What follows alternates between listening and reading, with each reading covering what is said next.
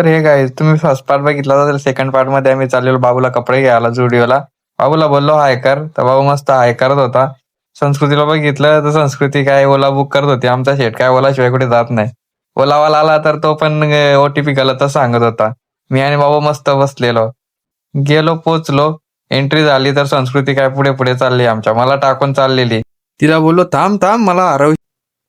तर संस्कृती खूप खुश होती. संस्कृती खुश होती कारण या कारणाने, कारण आम्ही रिलेशन मध्ये होतो, इथंच भेटायचो आणि तिला काय तिचा विचार होता मोठा फॅन घ्यायचा. बाबूसाठी गेलतो पण ही काही वेगळं तिच्या लिस्टिप वगैरे सगळ्या बघत होती. आणि माझ्यावर ते बघितलं तर मीच दिसतो, मी घाबरलो, सगळीकडे काचा काचा. संस्कृती काय ऐकतच नाही, परफ्यूम घे, हे घे, ते घे. संस्कृतीला बोललो इकडे फोटो काढूया, तर मी व्हिडिओ चालू ठेवलेली, ती लगेच पोस्ट द्यायला. मी बघत होतो मला शूज, पण संस्कृती बोलली नको घेऊया, आपण नंतर घेऊया.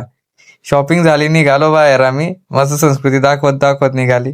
बाहेर निघालो तर बाबू एकदम खुश होता. नुसता ट्रेन गाडी बघत होता आणि त्याला त्याच्यामध्ये बसायचं होतं, पण तो घाबरत होता म्हणून नाही बसवलंय. गेलो थोडस पुढे. खात होतो मस्त, सासू खात होती, आम्ही सगळे खात होतो. या बाईचा विषयच आडे बाई. नुसता आईस्क्रीम देत होता आणि त्या पोरीला फसवत होता. ती पोरगी इडी झाली होती. का कधी देतोय बिचारी पोरगी. संस्कृतीला बोललो तू ट्राय करते. संस्कृती काय बोलते मला माझी इन्सर्ट करून नाही घ्यायची आणि ती कधीच स्वतःची इन्सर्ट करून नाही. मग काय निघालो आम्ही घरी हळूहळू. चला भेटूया पुढच्या ब्लॉग मध्ये. बाय बाय गाय.